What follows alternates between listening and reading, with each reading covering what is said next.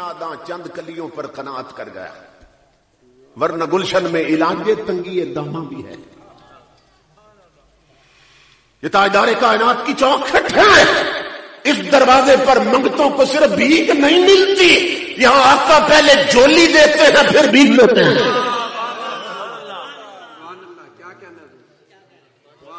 یہاں جولی نہ ہو تو جولی بھی دی جاتی، یہ حضور کا دربار ہے۔ امام الانبیاء کے غلاموں، حضور صلی اللہ علیہ وسلم کی نوازشوں کا حال یہ ہے۔ اسی دور کے ماضی قریب کے انڈیا کے امرتسر شہر کے رہنے والے حاجی اسماعیل صاحب بیان کرتے ہیں، کہتے ہیں کہ میں مدینہ پاک میں تھا، زیارت کے لیے حاضر ہوا تھا، عمرہ کیا، پھر مدینہ پاک پہنچا تو ہوٹل پہ ٹھہرا ہوا تھا، اور یہ حسن اتفاق کہ ہوٹل پہ جب بھی میں کھانا کھانے لگتا نا، دسترخوان لگتا، کھانا شروع کرنا چاہتا، تو مدینہ پاک کی ایک بلی آ کے میرے پاس بیٹھ جاتی تھی۔ تو وہ کہتے ہیں کہ میں حضور کے شہر کی بلی سمجھ کے نا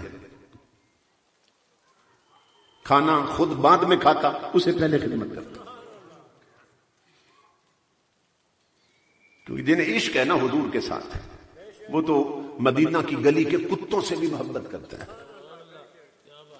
مولانا جامی جیسا بندہ جن کی کتابیں سلیبس میں پڑھائی جا رہی ہیں، وہ کہتا ہے سگت را کانچ جامی نام بودے کہ آمد بر زبانت گاہے گاہے، اے اللہ کے رسول کانچ تیری گلی کے کتے کا نام جامی ہوتا، آپ جامی کہہ کر کتے کو بلاتے، اس بہانے میرا نام تو تیرے لبوں پہ آ جاتا۔ یہاں اس طرح گرے ہیں لوگ، اور جو جتنا گرتا ہے اتنا اٹھا دیا جاتا، جو جتنا گرتا ہے نا اتنا اٹھا دیا جاتا۔ وہ ویل چیئر پہ بیٹھنے والا گرا تھا کہ نہیں گرا تھا؟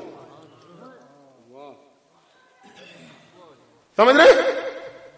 امام الانبیاء کے غلاموں، یہ تو اسی دور کا بندہ ہے نا، ہم نے آنکھوں سے دیکھا ہے، وہ جو یار کے لیے گرا تھا، جسے گھسیٹا گیا، معذور پر لاٹھیاں برسائی گئیں، جس پر ظلم و ستم کے پہاڑ گرائے گئے، اور مارنے والے پوچھنے لگے تم ہنستا کیوں ہے؟ یہاں ہم مارتے تو لوگ روتے ہیں، تجھے لاٹھیاں مارتے ہیں تو ہنستا کیوں ہنستا ہے؟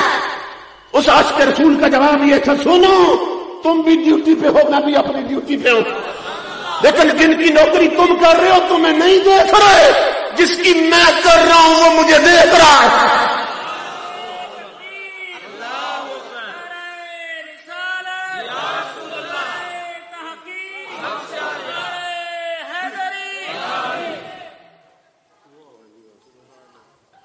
اس لیے میرے آقا کے غلاموں، اس چوکھٹ پہ گرنا سیکھو، گرنا سیکھو۔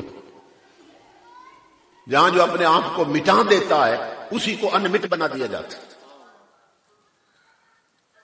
تو وہ کہتے ہیں کہ بلی آگے نہ پاس بیٹھ جاتی، اور میں پہلے اس کی خدمت کرتا، اس کو پیش کرتا جو بھی ہوتا، پھر خود کھاتا۔ کہتے ہیں یوں ہی سلسلہ چلتا رہا، جب بھی کھانا کھانے لگتا بلی آ جاتی پاس۔ گھروں میں آپ جانتے ہیں مرغیاں رکھی ہوں، بکریاں ہوں کھلی ہوئی، تو کھانا کھاتے ہوئے پھر قریب آ جاتے ہیں۔ وہ کہتے ہیں کہ مدینہ پاک میں میرے 3 دن باقی رہ گئے تھے، میں نے واپس آنا تھا انڈیا امرتسر، تو میں نے دسترخوان کھولا اور کھانا شروع کرنے لگا تو حسب معمول بلی آ کے بیٹھ گئی۔ کہتے ہیں میں دل میں سوچ رہا تھا، بلی کے لیے لقمے بنا رہا تھا، لیکن دل میں سوچنے لگا کہ یہ بلی جو ہے نا یہ مجھ سے مانوس ہو گئی ہے، میری بیلی بن گئی ہے، بھاگتی نہیں ہے، ڈرتی نہیں ہے، پاس آ کے بیٹھ جاتی ہے جب بھی کھانا کھاتا ہوں۔ تو مدینہ سے لوگ عطر لے جاتے ہیں تحفے کے طور پر، جائے نماز لے جاتے ہیں، میں نا حضور کے شہر کی یہی بلی نشانی بنا کے ساتھ لے جاؤں، کہ گل گئی میرے ساتھ، گل مل گئی، میں اس کو ساتھ لے جاؤں گا حضور کے شہر کی نشانی بنا کر۔ حاجی اسماعیل کہتے ہیں لوگوں اللہ کی عزت کی قسم یہ بات دل میں سوچی میں نے، بلی کھانا چھوڑ کے چلی گئی۔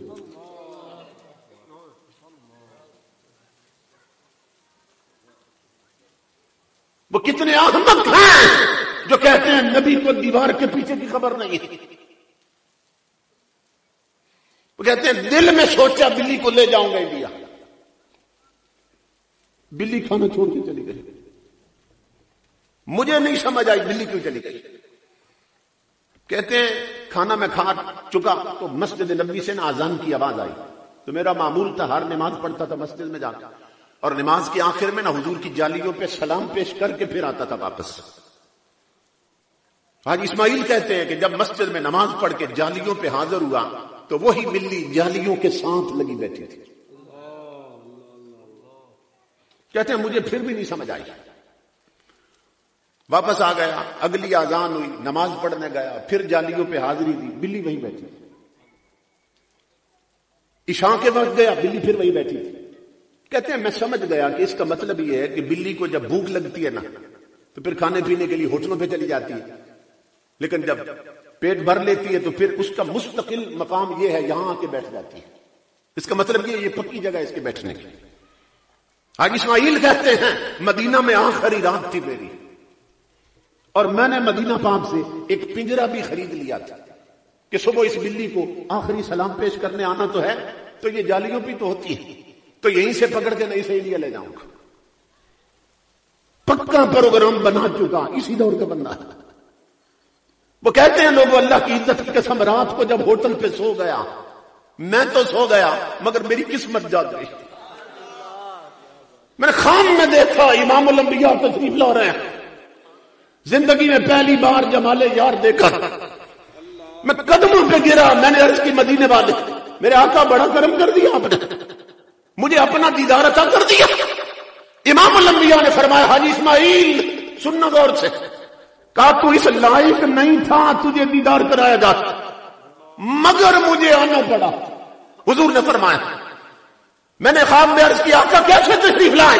فرمایا حاجی اسماعیل تجھے حکم دینے آیا ہوں, خود جا سکتے ہو, میرے مدینے کی بلی نہیں لے جا سکتے ہو.